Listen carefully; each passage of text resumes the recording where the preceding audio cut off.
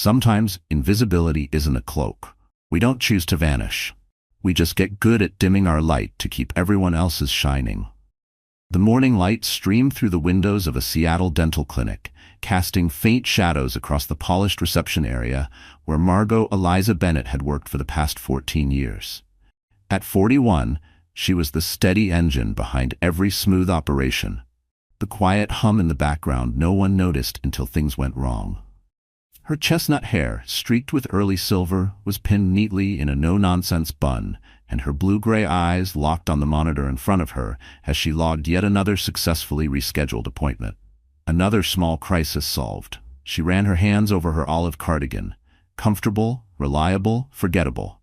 Just like her. "Miss Bennett?" came Dr. Nguyen's voice from his office. "Could you take a look at Mr. Alvarez's insurance paperwork? I'm lost in it." Of course he was.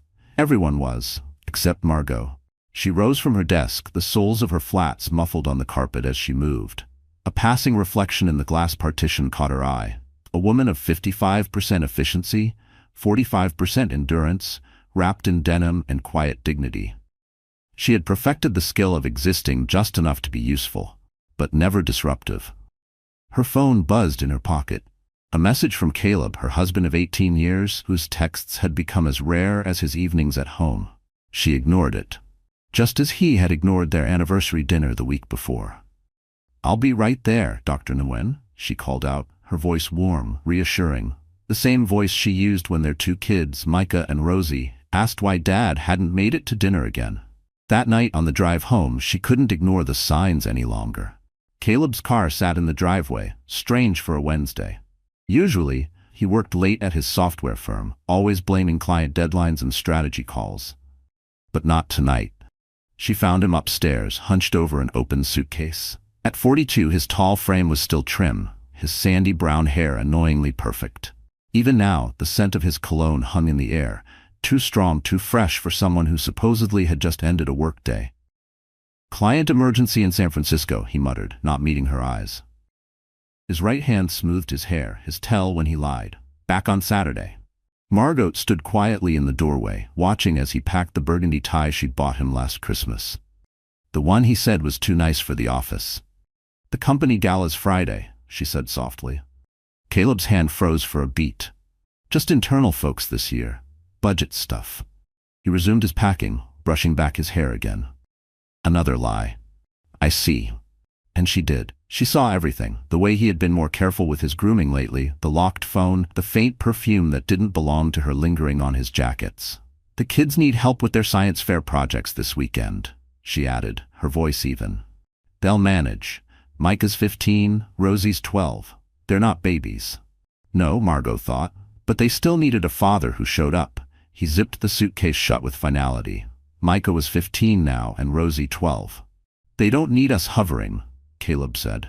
No, Margot thought. What they needed was a father who showed up. As Caleb brushed past her with his suitcase, she caught a glimpse of them both in the full-length hallway mirror. Him, tall, composed, the very image of success and confidence. Her, small, faded, like a photo that had sat too long in the sun. But tonight, something in that reflection had shifted. For the first time, she saw the steel in her spine, the quiet endurance in her posture, the result of years spent holding everyone else together. She watched him go, listened as his car pulled out of the driveway. Then she walked straight to her closet. She pushed aside the practical cardigans and work slacks until her fingers brushed the edge of fabric she'd almost forgotten, the blue dress she'd bought months ago and never worn. Margot didn't need to check his company's social feeds to confirm there would be photos of Friday's event. She didn't need to see him beside Kelsey Dawes, the 20-something marketing associate with flawless blowouts and red-bottom heels. What she needed was already here, buried under years of making herself smaller. Her voice, her strength, herself. She hung the blue dress on the front of the closet door. For the first time in years, she wasn't asking permission to be visible. Friday morning arrived crisp and unusually bright for Seattle. Margot sat at the kitchen island, idly scrolling her phone as her kids hurried through breakfast. An email newsletter from Caleb's firm flashed across the screen. Annual Northmark Partners Gala, a night to remember. "Mom, can you sign this?"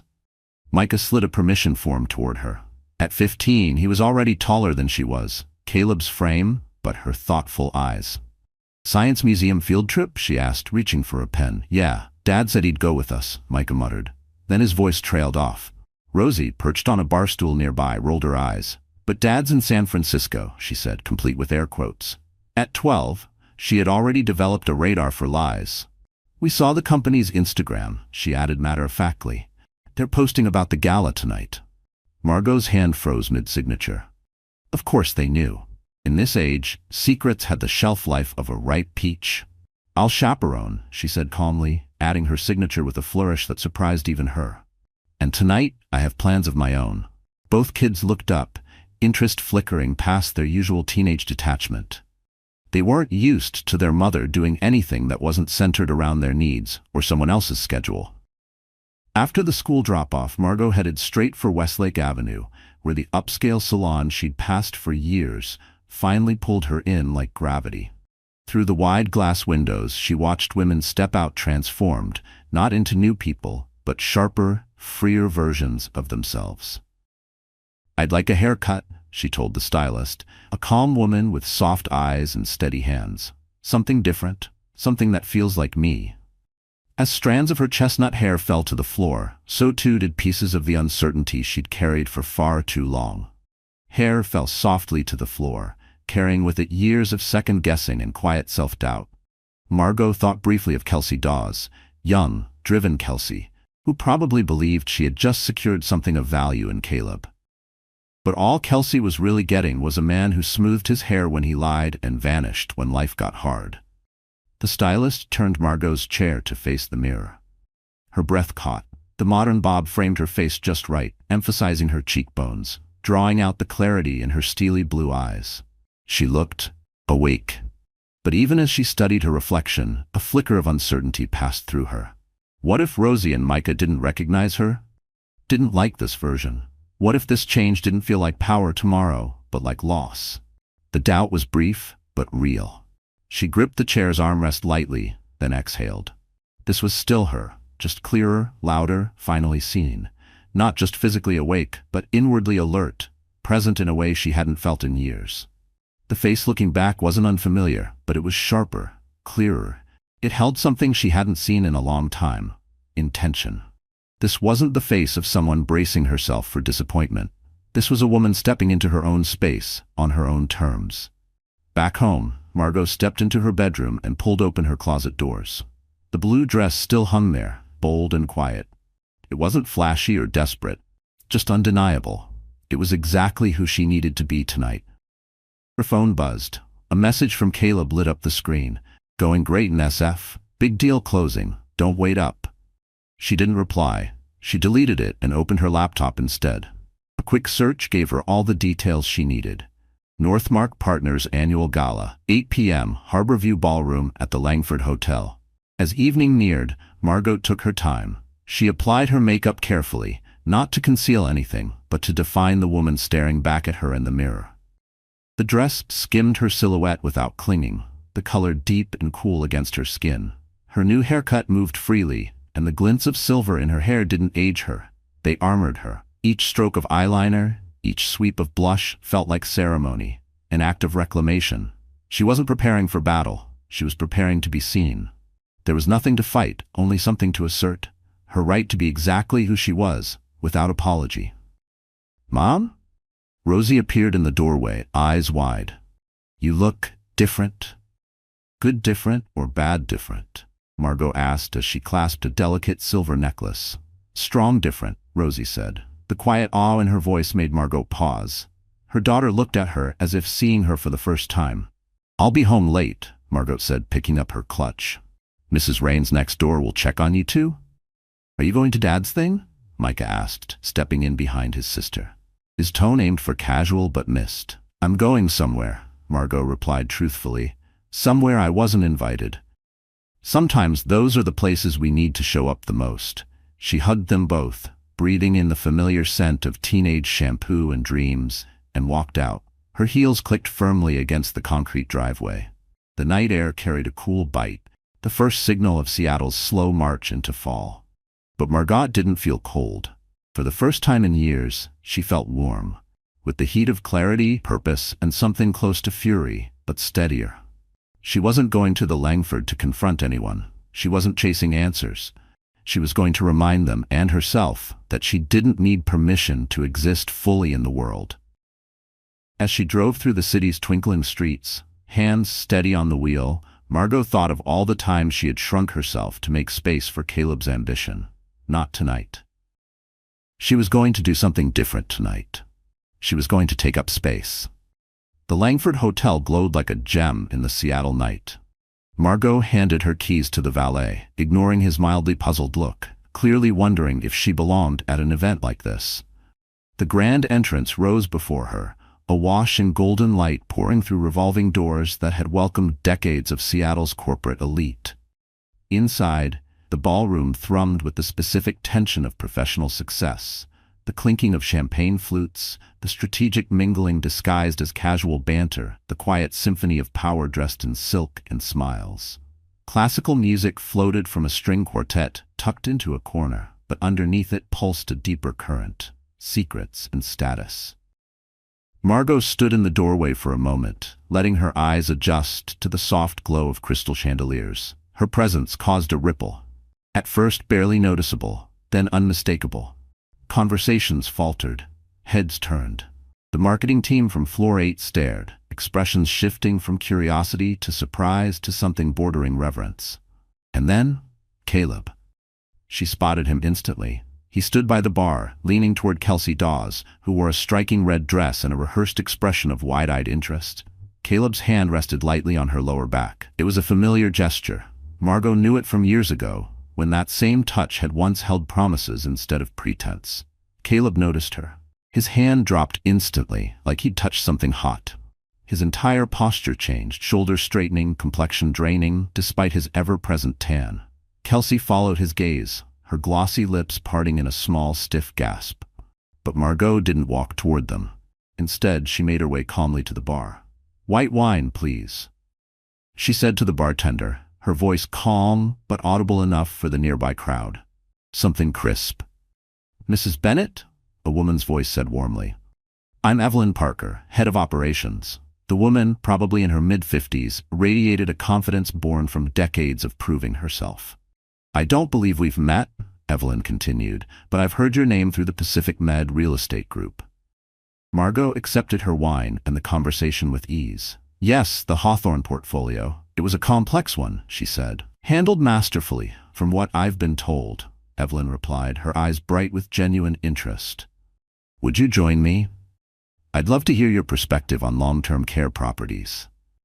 As they stepped into a quieter corner, Margot could feel Caleb's eyes following her.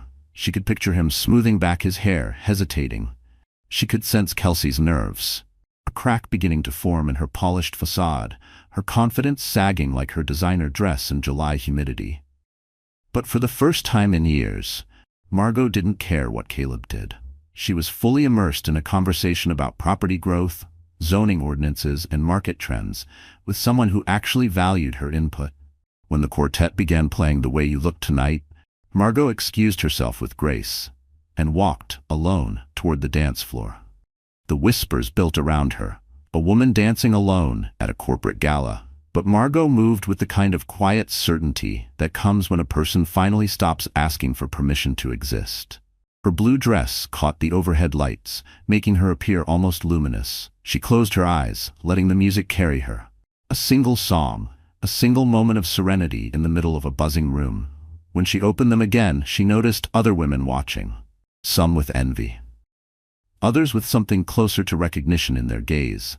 She saw her story reflected in their eyes, of silence, of sacrifice, of long years dimming their light.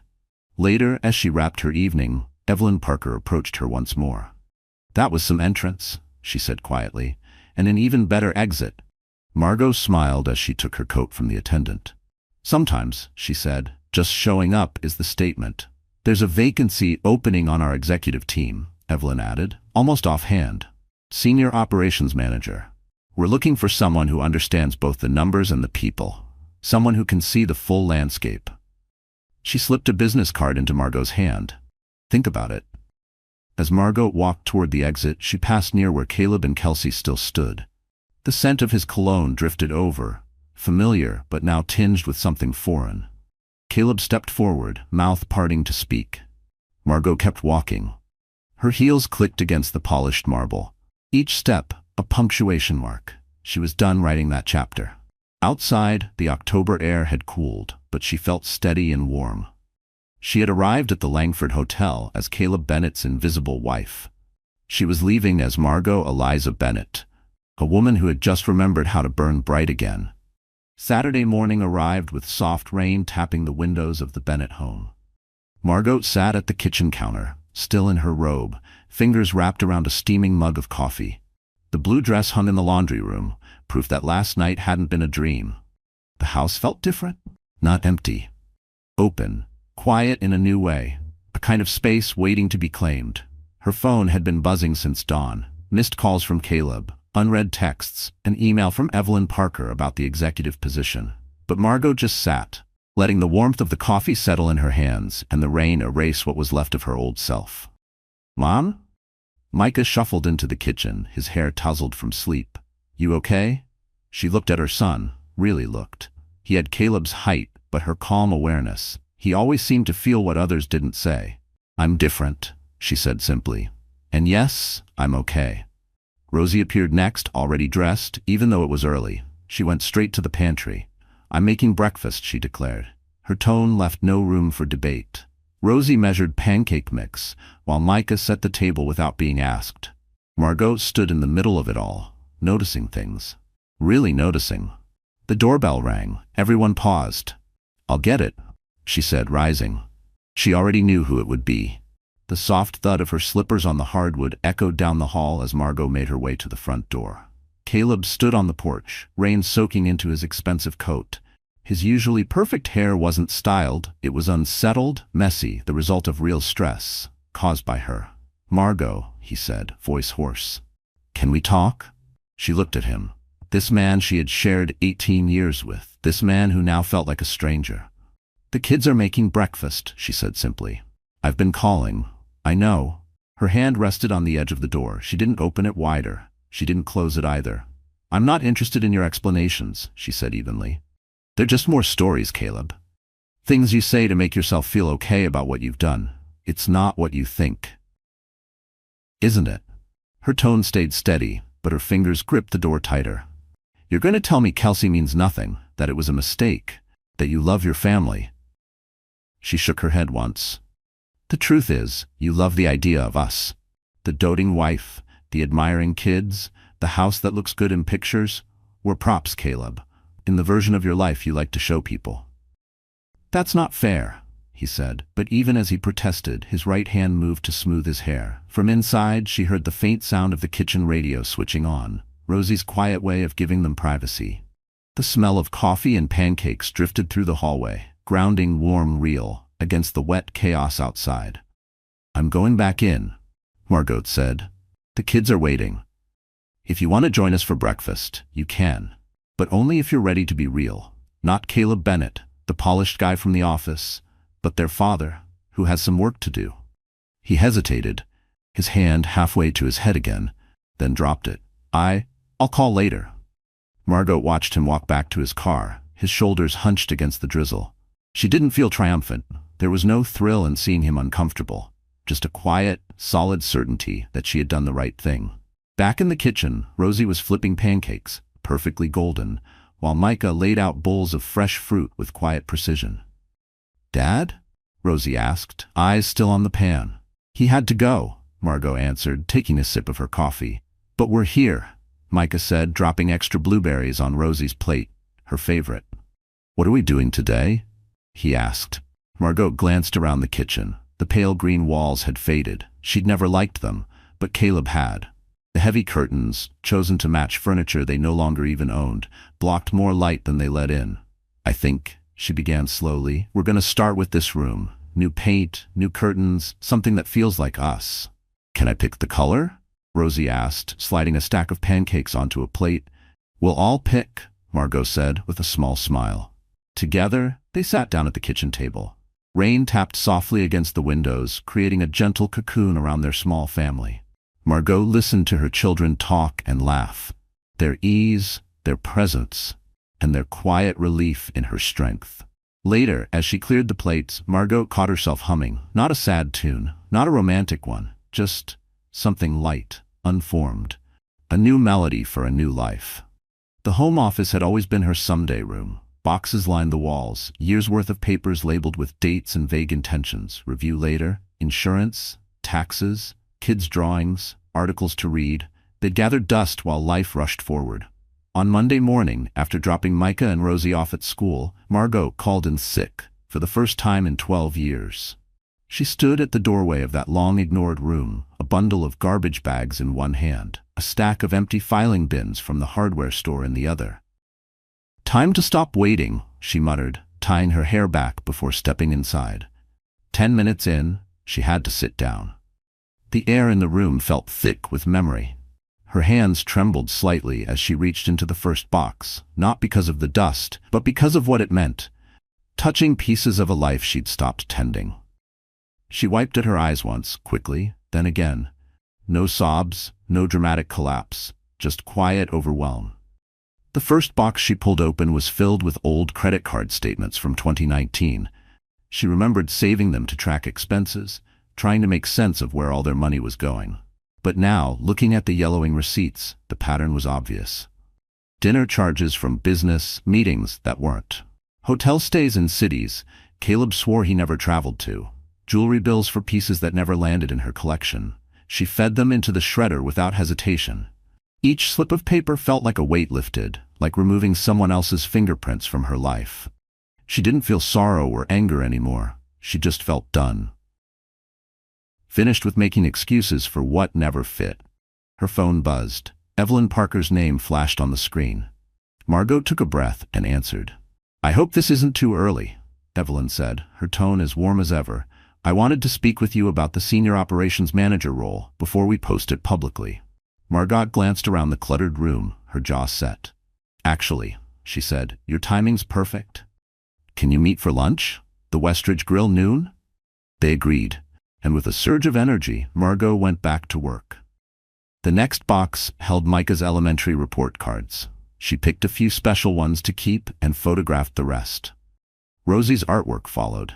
The standout pieces were saved for framing, the rest scanned and discarded. She uncovered an old journal from the days she first suspected Caleb's betrayal. The pages were full of questions she had never dared to ask, confrontations she had rehearsed in her mind but never voiced. She didn't need to read them now. Those pages belonged to someone else, a woman who had waited too long. And she was no longer that woman. The version of her who had needed proof, apologies, explanations, that woman had quietly stepped aside. In her place stood someone who didn't just survive the questions. She outgrew them. The journal joined the shred pile. By 11:30, Margot had changed into a charcoal gray pantsuit she'd bought years ago, but had rarely worn. Caleb used to say it made her look too corporate. She brushed her sleek new bob, applied soft makeup, and picked up her portfolio. At Westridge Grill, the hum of business chatter filled the air. Evelyn waved from a booth near the back, poised in a classic navy blazer. "You look ready for battle," she said with a smile as Margot slid into the seat. "Ready for change," Margot corrected, opening the menu. "Over salads and iced tea," Evelyn broke it down. "It's demanding," she warned. "You'd be overseeing our full medical real estate portfolio across the Northwest. The hours are long, the clients are demanding, and you'll need to rebuild a few relationships your husband. Complicated." Margot met Evelyn's eyes without flinching. "You mean the ones who saw me at the gala?" "Among others." Evelyn's eyes creased slightly in a knowing smile. "But that's exactly why I want you. You showed more poise and strategic instinct in one night than most people show in their whole careers." "I'll need to give notice," Margot said, pulse quickening, though her voice remained even. "At the dental office." Evelyn raised an eyebrow. 2 weeks? "We can work with that." Back home, Margot returned to the office she had just cleared and began cleaning with renewed energy. She found her college diploma, still in the original envelope. She'd never framed it. Caleb said their wedding photos deserved the wall space. In another box, she discovered a stack of old business cards, remnants of her early years in commercial property management before marriage. Names, numbers, connections she'd let fade while keeping up with Caleb's calendar and their social obligations. The final box was the heaviest. Inside were photo albums from the years of their marriage. Flipping through, she saw what she hadn't noticed at the time, how she had slowly slipped into the background of their family memories. How her smile grew more staged, less real. She kept one album for Micah and Rosie. The rest she boxed up and stored away. By sunset, the room had transformed. Empty shelves stood waiting for new books and fresh ambitions. The desk, no longer buried in paper, held only her laptop and a sleek new planner. Her phone buzzed. A text from Caleb. "We need to talk. About the house and the kids." Margot looked around her quiet, clean office, then typed her reply. "Yes, we do. I'll have my lawyer reach out tomorrow." She set the phone aside and walked to the window. Outside, the October sky was drenched in the orange and violet of early dusk, a sky full of forward motion. On her desk, Evelyn's business card rested beside her planner, twin tokens of the future she had finally stopped postponing. The shredder gave one final hum as she fed it a last pile of papers. With each grind and curl, she felt lighter. She wasn't just clearing space. She was clearing the way forward. Margot's first day at Northmark Partners began with a feeling she couldn't quite name.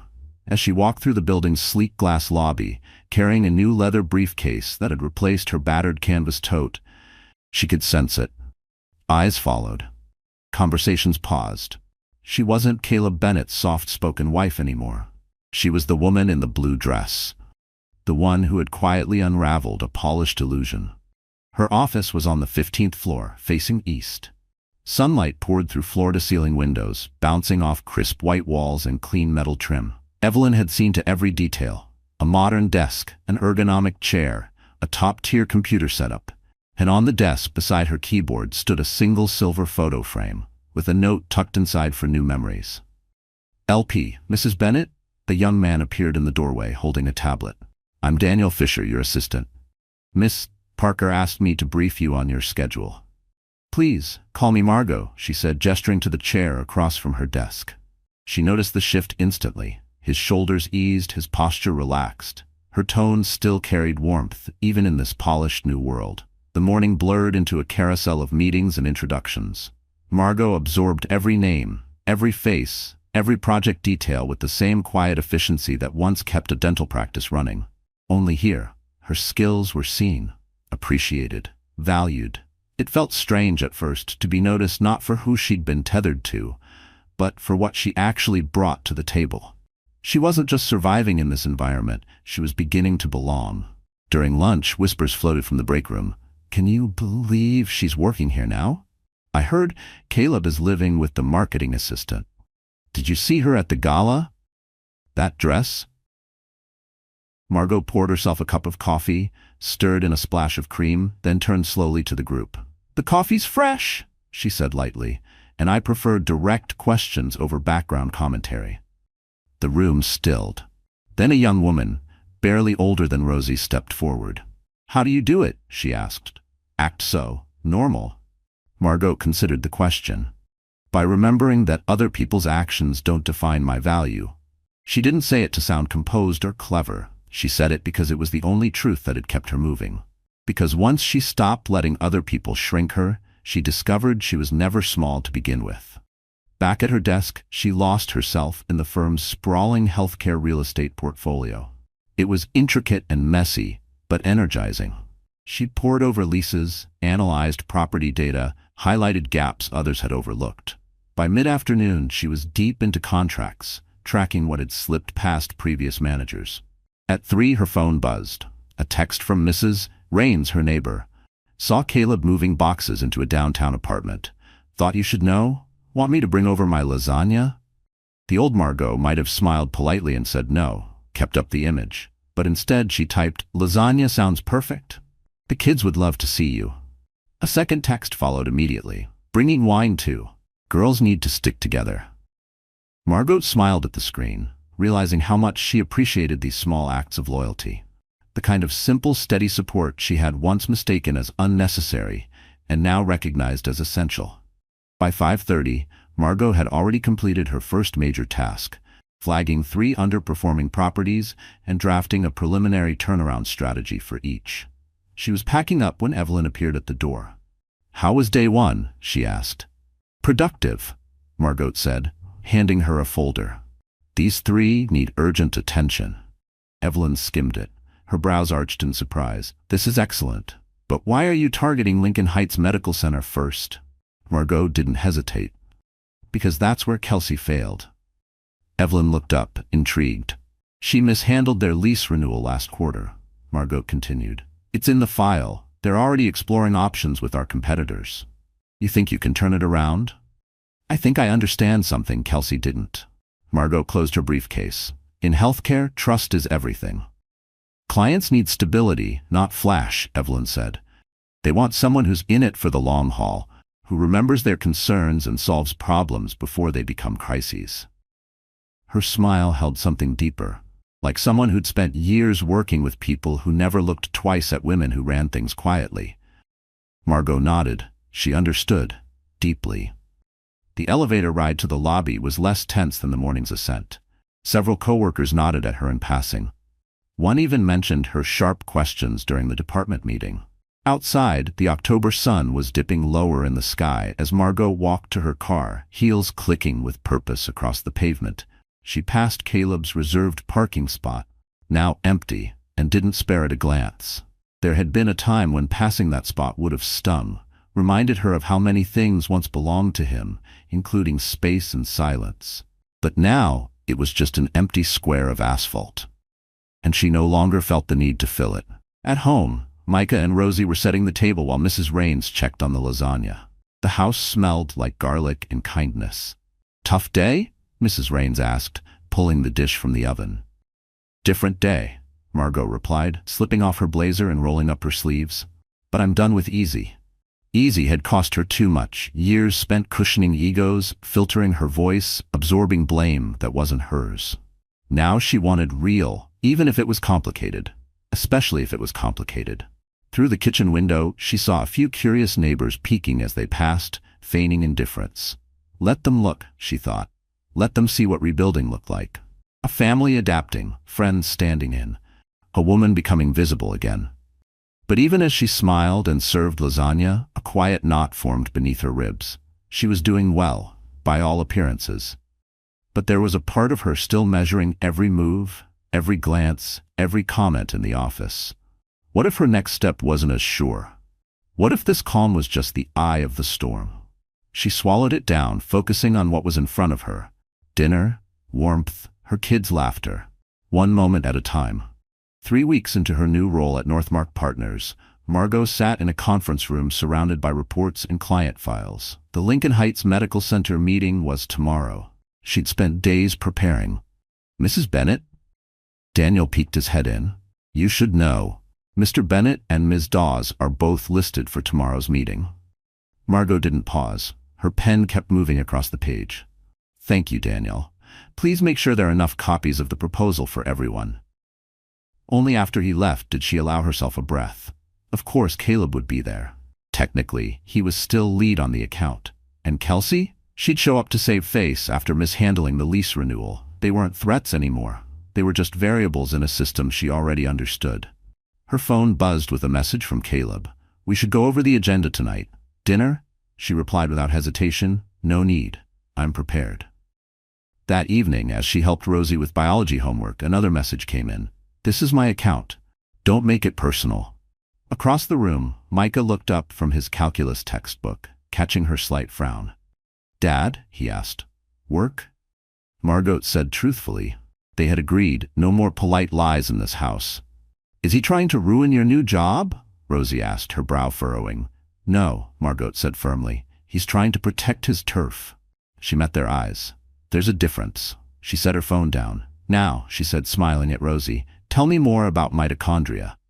The next morning, Margot chose her outfit with precision. A slate gray suit, perfectly tailored, simple pearl earrings, and a kind of quiet self-assurance no brand could manufacture. She arrived at the office early, reviewing her presentation one last time. At 9:55, she heard Caleb's voice in the hallway, charismatic, measured, the one he reserved for big clients. Margot straightened her papers, took a sip of water, and waited. They entered as a group: Dr. Catherine Wu, Chief of Operations at Lincoln Heights, 3 board members, Caleb in his signature power suit, and Kelsey, in a dress that tried just a little too hard to project professionalism. Margot noticed how Kelsey hovered close to Caleb, but didn't stand beside him. A new dance. One choreographed for damage control. The dynamic was familiar, but Margot felt none of the heat that had once come with it. Not intimidation, not hurt, just clarity. This wasn't her fight anymore, it was her proving ground. "Thank you all for coming," Margot began, voice steady. "I've reviewed every concern raised in your last quarterly meeting. What I'm presenting today is a comprehensive response with actionable solutions." For the next hour, she walked them through it. Cost breakdowns, facility schedules, preventive strategies. Everything clearly organized. Everything focused on the client's real needs. She watched Dr. Wu's expression evolve, from guarded to intrigued. "These are impressive proposals," Dr. Wu said, folding her hands when Margot finished. "Especially the proactive maintenance. It's exactly what we've been asking for." Caleb leaned forward, smoothing his hair. "I'm glad you like the direction we're taking, as account lead." "Actually," Dr. Wu interrupted, "I'd prefer to work directly with Mrs. Bennett going forward. Her understanding of medical operations is clear." Kelsey flushed. "I prepared marketing materials," she said. "What we need," Dr. Wu said evenly, "is someone who understands that a medical facility is not a retail brand. We need consistency, not a campaign." There was no malice in Dr. Wu's tone, only certainty. The kind Margot had earned, not demanded. And that made all the difference. After the clients left, Caleb lingered by the conference table. Kelsey hovered awkwardly near the door. "That was quite a show," Caleb said, tone-edged, the one Margot remembered from arguments past. When he felt small, he reached for sharpness. "That was quite a plan," Margot replied coolly, collecting her materials. "One based on actually listening to the client. I've managed that account for 5 years. And in those 5 years," she asked without looking up, "did you ever show up during their overnight hours? Speak with their janitorial staff? Learn why certain wings require tight environmental control?" His silence was telling. "This isn't about you, Caleb, or us. It's about doing the job right." She moved toward the door, pausing briefly in front of Kelsey. "Your marketing kit was beautifully designed, just not what this client needed." In the hallway, she overheard Caleb's voice as he spoke softly to Kelsey. "She's just trying to prove something." Margot smiled faintly. He still didn't get it. She wasn't trying to prove anything. She was finally doing what she had always been capable of. Back in her office, Margot found a message from Evelyn waiting in her inbox. "Board meeting tomorrow. Bring your ideas for the rest of the medical portfolio. They're paying attention now." She turned to the window.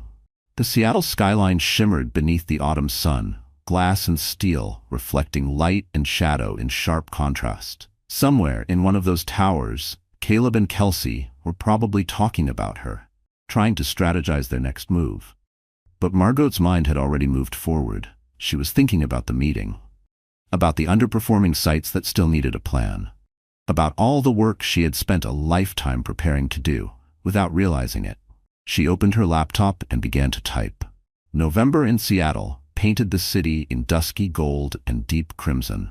Margot stood in her newly redecorated living room, fingers wrapped around a warm mug of coffee. The walls, now a muted sage green, made the space feel calm and open. One wall was lined with new bookshelves, slowly filling with titles she had always wanted to read, but never had time for. The empty spots no longer unsettled her. Where Caleb's oversized leather chair had once taken over the room, there was now a soft armchair and lamp. A reading nook that invited quiet. Where stiff family portraits had once hung, curated to perfection, now were black and white photographs of the Puget Sound and city parks, all taken during her weekend walks. Her phone buzzed. A text from Evelyn. "Board meeting moved to 9 a.m. Big news." Upstairs, she could hear Micah and Rosie in the kitchen, the rhythm of their mornings no longer reliant on her. They had adjusted, with a resilience that still surprised her. "Mom," Rosie called up. "Dad wants to take us to dinner tonight. Just us." Margot paused at her closet, pulling out a deep burgundy blazer. How do you feel about that? She called down. Weird, Micah admitted. But maybe. Good weird. Then go, she said, selecting black slacks to match. Just be honest. With him. With yourselves. At Northmark Partners, the office buzzed with low-key intensity. People huddled in corners, hushed conversations cutting off when Margot passed. In the conference room, she took her usual seat and laid out her weekly reports. Evelyn entered last, flanked by 3 board members, her expression tight with contained energy. Everyone, she began, let's get to the point. Meridian Health Systems has approached us. A collective shift rippled through the room. They want us to manage their entire East Coast portfolio, 23 facilities, from Maine to Virginia. The murmurs grew louder. Meridian was a healthcare giant, known for innovation, exacting standards, and massive contracts. They've asked specifically for our medical properties team, Evelyn said, her eyes locking on Margot. Finding Margot, apparently. Evelyn's voice carried easily through the boardroom. Dr. Wu from Lincoln Heights sits on their board, and she was quite impressed with our recent upgrades. Margot felt every gaze in the room. 6 weeks ago, these same people had watched her walk into their company gala, uninvited. Now they were watching her steer their future. Mrs. Bennett will lead the transition team, Evelyn announced. And in light of this development, the board has approved a new role, Director of Healthcare Properties, East Coast Division. The title didn't overwhelm her. It fit. Like something she'd grown into, not because she had to, but because she chose to. The silence that followed Evelyn's announcement wasn't skepticism. It was acknowledgement, and it wrapped around her like quiet applause. Later, back in her office, Margot found a small wrapped box on her desk. Inside, a silver nameplate. Margot E. Bennett, Director of Healthcare Properties, the was. Her phone buzzed. A message from Caleb. Heard about the promotion. Congratulations. Can we talk? As she considered her reply, Daniel appeared in the doorway holding a large bouquet, white orchids arranged with striking elegance. The card read, "To the woman who stopped waiting. Thank you for showing us how it's done." The women of Northmark Partners. Margot ran her fingers over her nameplate, tracing the engraved title. She thought of the woman she had once been, who rearranged her life to fit someone else's. That woman hadn't vanished. She had evolved. She hadn't fought to be seen. She had simply stopped hiding, and the world had adjusted to her clarity. She picked up her phone and typed, "Thank you. Yes, we can talk. About the kids, the house, the divorce, business stays at the office." Caleb's reply came fast. "Fair enough. Coffee tomorrow, 1 p.m., cafe by the courthouse? We can meet with the lawyers after." That evening, after dinner with Micah and Rosie, Margot moved quietly through her home. She watered the new plants she'd added to each room, fluffed the throw pillows she'd picked for comfort, not style, and finally sank into her reading nook with a long postponed novel. The house creaked around her, settling into its new rhythm. Its spaces no longer echoed with loss. They felt open, ready. In the kitchen, the gentle hum of the new refrigerator sounded. The old one, Caleb's choice, had been too big, too loud, too much. Her phone lit up, a photo from Rosie, father and kids at dinner. The smiles looked almost natural, progress, of a different kind. Margot turned back to her book, but her thoughts wandered to the Meridian project, to its scale, its challenges, its potential. Her fingers itched to plan, strategize, build. This wasn't just a new job. It was a new language, and she was fluent in it now. Outside, dry leaves scraped across the sidewalk in the early November breeze. Inside, under the soft glow of her reading lamp, Margot smiled. She had stopped living in the spaces others left for her. Now, she was making her own. The Meridian Health Systems Regional Conference was being held at the same hotel where just 2 months ago, Margot had walked in wearing a blue dress and quietly changed her life. Now, standing in the Langford's Grand Ballroom, newly converted into a conference space, she watched staff arrange chairs for the next morning's presentation. "The PowerPoint is ready," Daniel said, tablet in hand, "and the property tours are confirmed for next week." "You sure you want to present solo?" he added.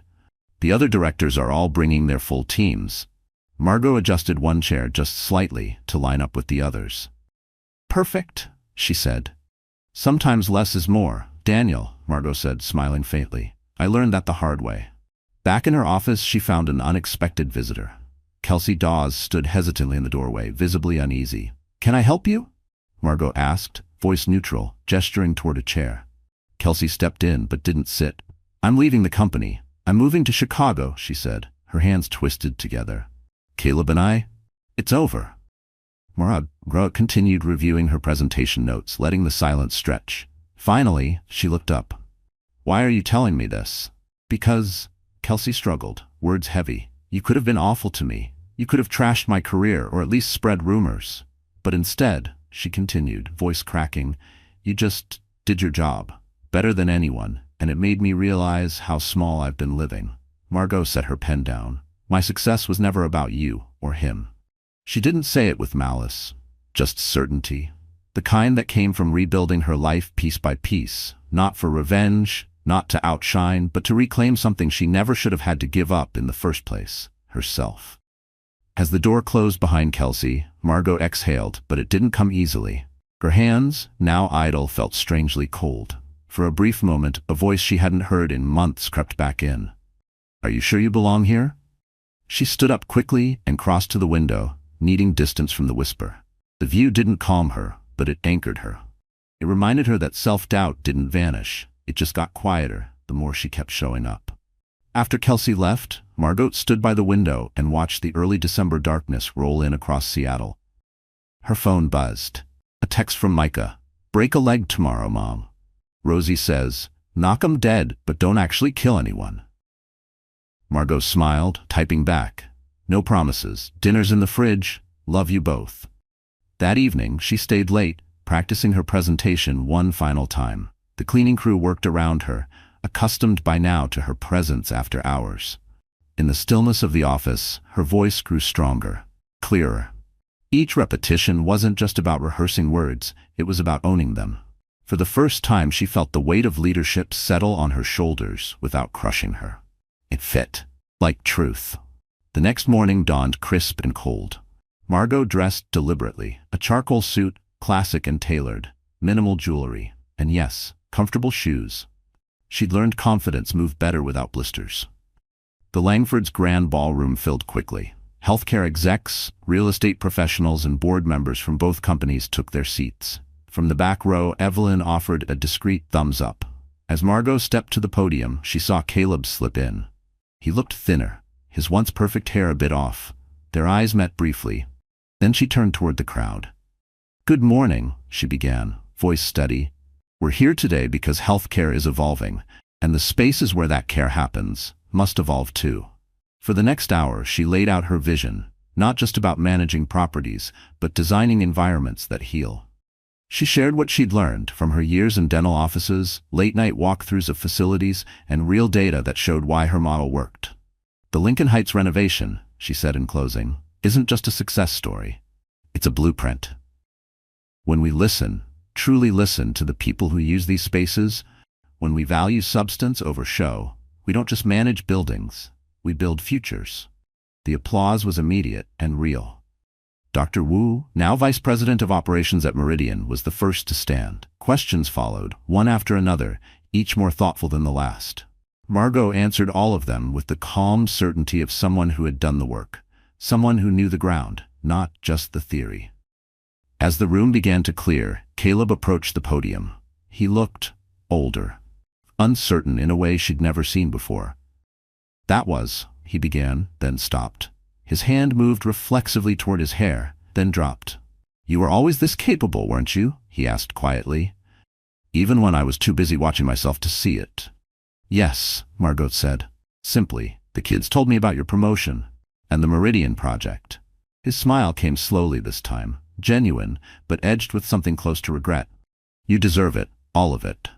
"I know," she replied, collecting her materials, "but thank you for saying it." There was no vindication in her voice, no need to punctuate the moment with a lesson. His acknowledgement wasn't a gift, it was just a truth finally spoken aloud. She didn't need it, but it still felt good to hear. Over lunch with her team, still basking in the afterglow of the presentation, Margot's phone buzzed. A message from Evelyn. "Board wants to live stream your presentation across all offices. You've started something here." Margot looked around the table at her coworkers, now friends. They were throwing out ideas, dissecting her talk, suggesting next steps. They had witnessed her evolution, From Caleb Bennett's quiet wife to a leader in her own right, she had found her voice. And now, finally, everyone was listening. It was never about rising above them. It was about finally stepping into the space she'd always been meant to fill. And doing it without shrinking. The December air was sharp with the scent of snow as Margot laced up her new running shoes. She'd taken up jogging, not for weight loss, not to prove anything, but because she liked the rhythm of dawn, the sound of her own breath, the sense of moving forward. Her route that morning passed by the coffee shop where she and Caleb had signed the divorce papers. The meeting had been peaceful, surprisingly so. They had changed so much in 3 months that their signatures no longer felt like an end, but a release. Back home, Micah was making pancakes, his new Saturday tradition. The kitchen smelled like coffee and banana batter. "Mom," Rosie called from the dining room, "did you see the email from Dad about Christmas?" "Not yet," Margot said, pouring herself a glass of water. "Everything okay?" "He wants to host Christmas Eve at his new place," Micah explained, flipping a pancake with practiced ease. "And he asked if we could all spend Christmas morning here, together." Margot caught her breath from the run. 2 months ago, the idea would have felt impossible. Now, how do you two feel about that? "Weird," Rosie admitted, "but maybe good weird, like dinner last week." The doorbell rang. Mrs. Raines stood on the porch, holding up a folded newspaper. "Have you seen this?" The Seattle Business Journal's weekend edition featured a special section on women in commercial real estate. There, on the cover, was Margot speaking at the Meridian Conference. The headline read, "Changing Spaces, How One Director is Redefining Healthcare Real Estate." "They interviewed the Lincoln Heights team," Mrs. Raines said. Mrs. Raines pointed at the newspaper, beaming. "Dr. Wu called you a quiet revolution in comfortable shoes."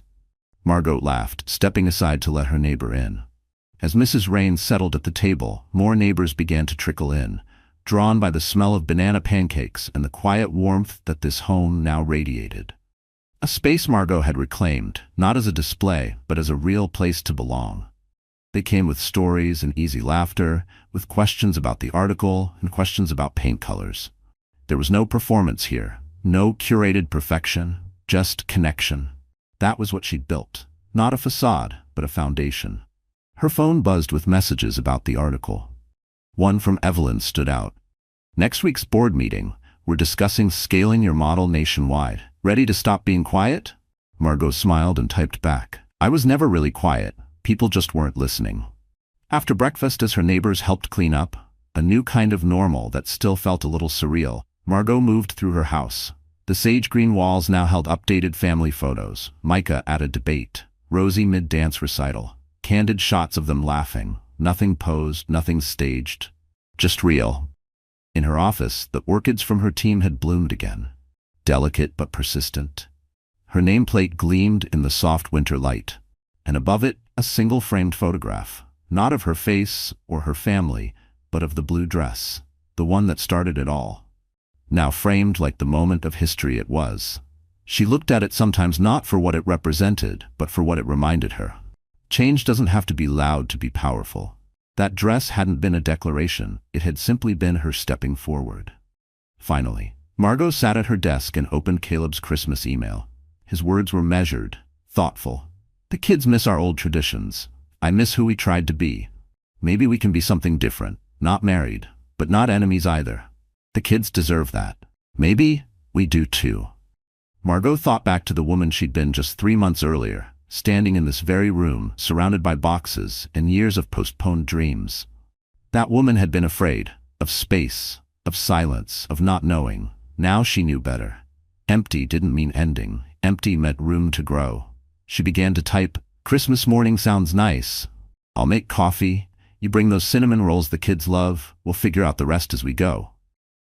Outside, the first snow of winter began to fall, softening the edges of the world. Margot watched as the flakes floated past her window, each one tracing its own path. From the kitchen, she heard Rosie trying to teach Mrs. Raines a TikTok dance, while Micah launched into a debate about maple syrup with 2 of the neighbors. Her phone buzzed one last time. A text from Evelyn, "Ready for tomorrow?" Margot looked at her reflection in the window. The haircut suited her. Her eyes were bright. Her smile was steady, real. she replied, always. Not because she knew exactly what would come next, but because she finally trusted herself to handle whatever did. She turned from the window toward the laughter in the kitchen. And this time she didn't carry the weight of loss. She carried something better, possibility, strength, and the quiet, joyful truth of being exactly who she was meant to be. Margot Bennett had stopped waiting for life to happen. She was too busy living it.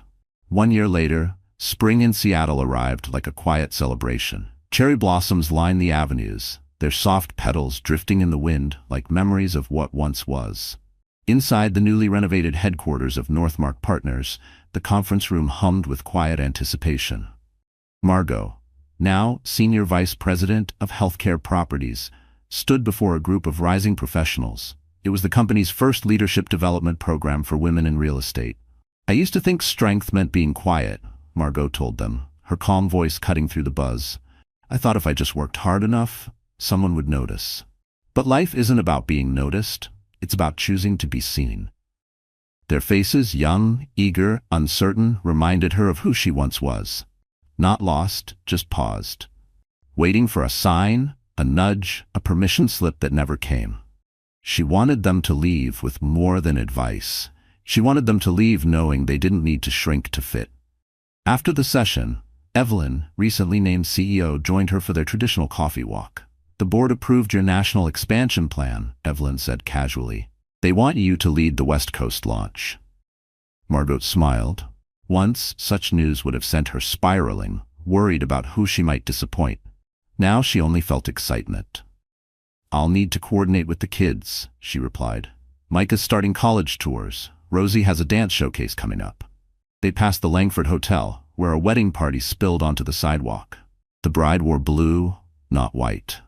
Margot reached for the silver key pendant around her neck, a gift from her team on her 1-year anniversary, a symbol of every door she had unlocked, and of every room she'd once been afraid to enter. That evening, at her favorite neighborhood cafe, where she now had her own table by the window, she met Caleb for their monthly co-parenting check-in. He looked more at ease now, content in his role at a smaller firm where he no longer needed to posture. Remember this place? He asked, stirring his coffee. Our first real conversation, after everything. I remember, Margot said. You couldn't stop smoothing your hair. They could laugh about it now, acknowledge the past, without being stuck in it. The kids mentioned the West Coast project, Caleb said. That's incredible. Life's too short to think small, she replied, words she'd once feared, now effortless. At home, her home, the air welcomed her. The sage green walls now displayed the art she loved, books she actually had time to read, photographs of moments that mattered, Micah's debate win, Rosie's dance solo, dinners with neighbors who had become family. Her phone lit up, a message from Dr. Wu. Just approved the final plans for the new pediatric center. You were right. Healing spaces matter. Margot stepped onto the back porch where her garden bloomed, tulips rising from the earth, reaching toward light, just like she had. There had been no single moment of transformation, just hundreds of quiet choices, showing up, speaking clearly, choosing herself. And somehow they had led her here. She thought about the woman in the blue dress who had walked into a ballroom alone and changed everything. That dress now rested in a box in her closet, not to cling to the past, but to honor how far she had come. The evening air was cool and full of possibility. Tomorrow would bring more work, more choices, more courage. But tonight, in her garden, under the soft glow of the porch light, Margot Eliza Bennett smiled. She had stopped waiting and started building. Not a life of perfection, but a life that was real, hers. Dear friend, what if I told you that the strongest thing you'll ever do is simply not give up on yourself?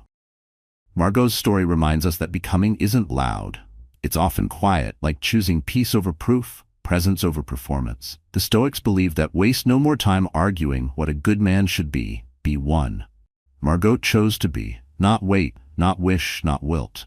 She stepped forward even with trembling hands, and day by day, the life she wanted began to rise around her. You don't need to be ready, you just need to be willing. The next chapter doesn't require perfection, only your presence. You are not behind, you're simply being prepared. If this story stirred something in you, please like, share it with someone who needs it. and subscribe for more journeys of strength, healing, and becoming. We're building something beautiful here, and there's a seat at the table for you.